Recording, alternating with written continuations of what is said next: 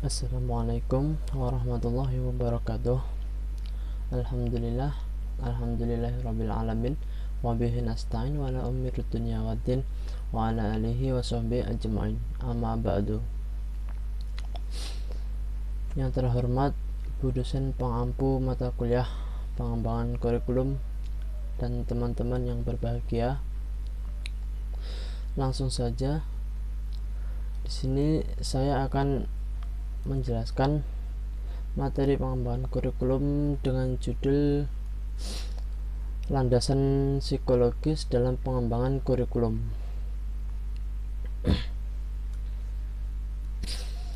Yang pertama yaitu definisi pengembangan kurikulum.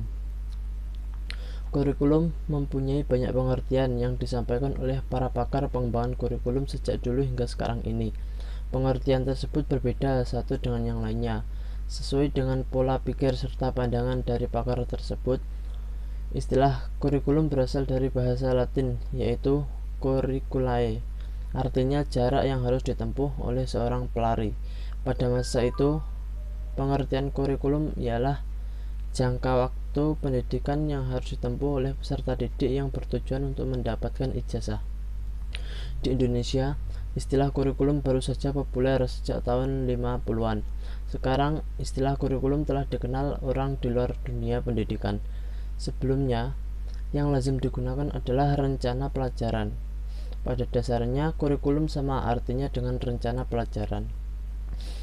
Berdasarkan beberapa pendapat tentang kurikulum yang disampaikan oleh para ahli, maka penulis berpendapat bahwa kurikulum merupakan program pendidikan yang disediakan oleh lembaga pendidikan untuk peserta didiknya, yang mencakup metode belajar mengajar, evaluasi pendidikan, program pendidikan, perubahan mengajar, bimbingan dan pendidikan, program konseling, supervisi, administrasi, serta hal-hal struktural lainnya. Dalam kerangka perubahan kurikulum, pada umumnya dilakukan terlebih dahulu penilaian kurikulum yang sedang berjalan. Hal ini bertujuan untuk mengetahui berbagai keunggulan dan kelemahan yang ada dan ditinjau dari berbagai aspek, baik filosofis, sosiologis, psikologis, metodologis, dan lain-lain. Pengembangan kurikulum atau kurikulum development sebagai tahap lanjutan dari pembinaan, yakni yang mengacu untuk menghasilkan suatu kurikulum baru. Pada dasarnya, pengembangan kurikulum adalah untuk memudahkan kegiatan proses belajar mengajar antara guru dan peserta didik, baik di dalam lingkungan maupun di luar lingkungan sekolah. Dan pengembangan kurikulum merupakan proses siklus yang tiada akhirnya sepanjang manusia masih membutuhkan pendidikan. Jadi, pengembangan kurikulum merupakan suatu gagasan atau praktek kurikulum baru dengan menggunakan bagian-bagian yang potensial dari kurikulum tersebut dengan diharapkan untuk memecahkan masalah atau mencapai suatu tujuan. Pembaharuan kurikulum sangat penting untuk diadakan karena kurikulum sebagai alat untuk mencapai tujuan hendaknya menyesuaikan dengan perkembangan yang ada dan terus berlangsung. Yang B, landasan psikologis dalam pengembangan kurikulum.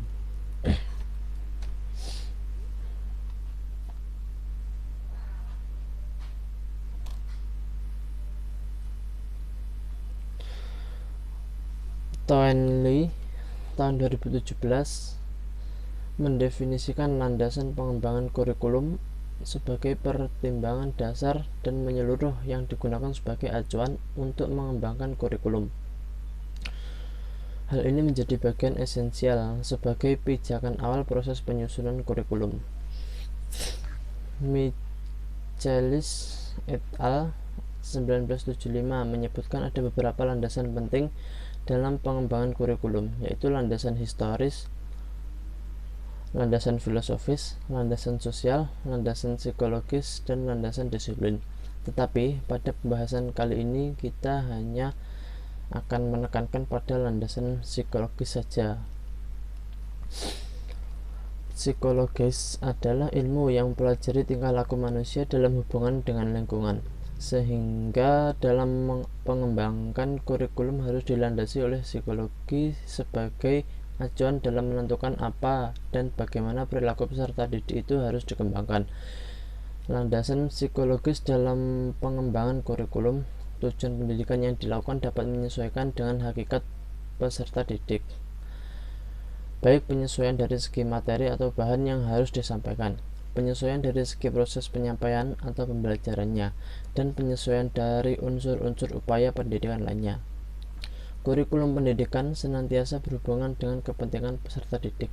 Landasan psikologi mutlak harus dijadikan dasar dalam upaya pengembangannya, karena perkembangan yang dialami oleh peserta didik pada umumnya diperoleh melalui proses belajar.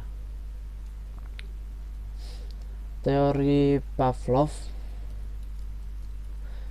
Atkinson dan Tomley 2012 sebagai bagian dari psikologi behaviorisme menjelaskan bahwa manusia belajar dalam proses stimulus, respon, dan asosiasi hingga membentuk kebiasaan dan karakter belajarnya. Lingkungan sebagai wadah untuk memberikan kesan tersendiri sebagai pengalaman setiap individu untuk terus mengembangkan karakter. Sementara itu, jika mengacu pada psikologi humanis, kurikulum akan menjadi longgar karena banyaknya pilihan dari manusia. Hal ini menjadi konsekuensi dari pendidikan sebagai upaya pengembangan aktualisasi diri manusia. Penyusunan kurikulum juga tentunya berhubungan dengan fungsi kurikulum itu sendiri. McNeil 1990 menekankan kurikulum berfungsi untuk memenuhi kebutuhan aktualisasi diri dengan mengembangkan segala minat dan bakat yang ada pada diri peserta didik. Motivasi dari guru dan peserta didik dapat terus ditingkatkan. Misalnya, dieksplisitkan secara jelas dalam rencana kegiatan pembelajaran berdasarkan kurikulum yang ditetapkan, sehingga diharapkan ketercapaian tujuan pembelajaran dalam kurikulum bisa optimal dan diimplementasikan di sekolah. Perkembangan emosional dan psikologi peserta didik turut berpengaruh terhadap pengembangan kurikulum.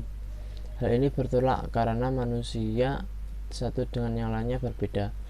Manusia sebagai makhluk yang sempurna berbeda dengan makhluk yang lain seperti binatang dan tumbuh-tumbuhan karena berkat kemampuan psikologis.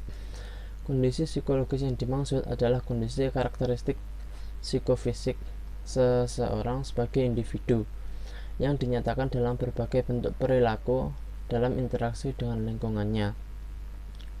Perilaku ini merupakan manifestasi dan ciri-ciri kehidupan, baik yang tampak maupun yang tidak tampak. Perilaku psikomotor, afektif, maupun kognitif. Terdapat minimal dua unsur psikologi yang mendasar dalam kurikulum, yaitu psikologi perkembangan dan psikologi belajar. Psikologi perkembangan membahas perkembangan individu sejak masa konsepsi, yaitu masa pertemuan spermatozoid dan sel telur sampai dengan dewasa.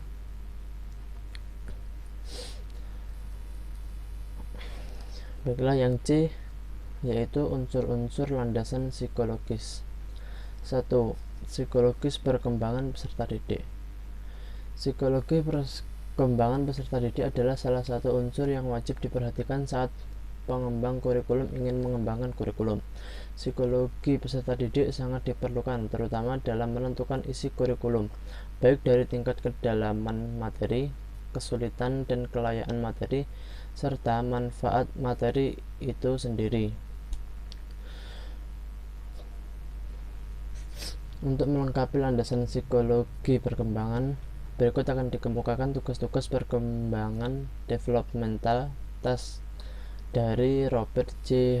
Vickhurst yang dikutip oleh Zainal Arifin, yaitu A. Perkembangan pada masa kanak-kanak, B. Perkembangan pada masa anak-anak,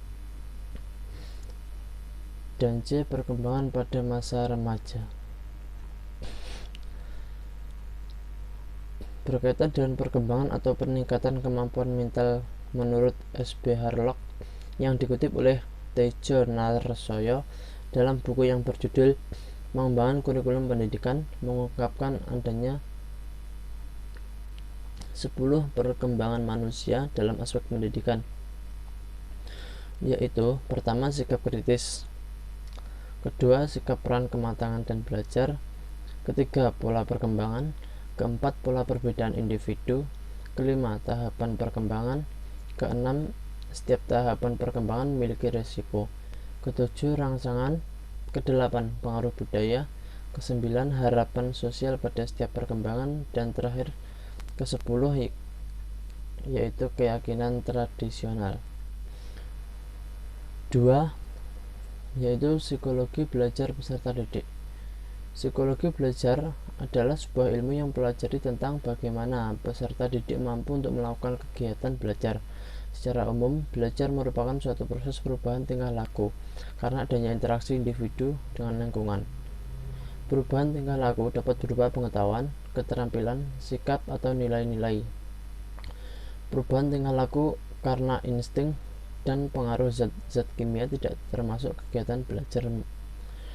Beberapa teori yang perlu dipakai saat pengembang kurikulum ingin melakukan pengembangan kurikulum melalui landasan psikologi belajar peserta didik, yakni teori disiplin mental. Teori ini juga sering disebut dengan teori daya, karena masing-masing dari manusia memiliki berbagai daya, seperti daya untuk berpikir, melihat, mengingat, dan meraba. Daya-daya ini bisa dilatih sehingga dapat diaplikasikan dalam berbagai bidang ilmu pengetahuan. B. Teori behaviorisme. Teori ini dinamakan dengan teori SR conditioning. Belajar ialah proses pembentukan hubungan antara stimulus dan respons. Ada beberapa prinsip belajar menurut teori asosiasi, diantaranya belajar bersifat mekanistis karena menggunakan latihan dan ulangan. Kedua, proses belajar memerlukan suatu kondisi tertentu dan reinforcement. Tiga, perbedaan individual tidak begitu dipentingkan. Empat, kebebasan berpikir kurang dikembangkan. Lima, mengutamakan penguasaan bahan. Enam, transfer sangat terbatas. Tujuh, proses bersifat alamiah. Delapan, hasil belajar dibatasi pada hal-hal yang dapat diamati. 9. Materi pelajaran disesuaikan dengan kehidupan sehari-hari. Implikasinya ialah kurikulum harus mengandung mata pelajaran yang berisi pengaruh yang luas. C. Teori kepribadian. Peck dan Havikhurst mengembangkan tipologi kepribadian yang disebut teori motivasi dengan meninjau dari segi psikososial, yaitu A. Tipe amoral. Tipe amoral berpandangan bahwasanya seseorang anak akan memuaskan diri tanpa menghiraukan orang lain atau yang lebih dikenal sebagai egosentris. 2. Tipe ekspedien. Tipe ini tidak secara total memuaskan diri tanpa menghiraukan orang lain, tidak sepenuhnya egosentris atau bisa disebut agak egosentris, mempunyai kepatuhan tanpa sistem moral dalam diri sehingga dapat memuaskan kebutuhan pribadi, akan tetapi masih diatur oleh kontrol dari luar. 3. Tipe konformis. Tipe ini melihat bahwa anak akan berusaha memenuhi tuntutan yang datang dari luar karena takut tidak akan mendapat perhatian dan penghargaan. Jadi anak belum mempunyai sistem moral internal atau belum memiliki kontrol diri yang terstruktur. 4. Tipe irasional konscientis. Tipe ini menyatakan bahwa anak sudah mempunyai sistem moral internal tentang bagaimana anak mampu memilih yang baik dan yang buruk, namun dalam pelaksanaannya sangat ketat dan kaku tanpa adanya pengecualian atau pertimbangan sehingga terlihat seperti mengabaikan perasaan orang lain. Oleh karena itu, tipe ini dianggap tidak rasional. Kelima, tipe altruistik rasional. Tipe ini menyatakan bahwa anak memiliki sistem moral yang sudah sangat berkembang. Seorang anak mulai menyadari kebutuhan dan keinginan orang lain, sangat sensitif dan rela berkorban untuk orang lain. Baiklah, mungkin sekian sedikit yang dapat saya sampaikan. Jika ada kurang lebihnya, saya mohon maaf. Wabillahi taufiq wal hidayah. Wassalamualaikum warahmatullahi wabarakatuh.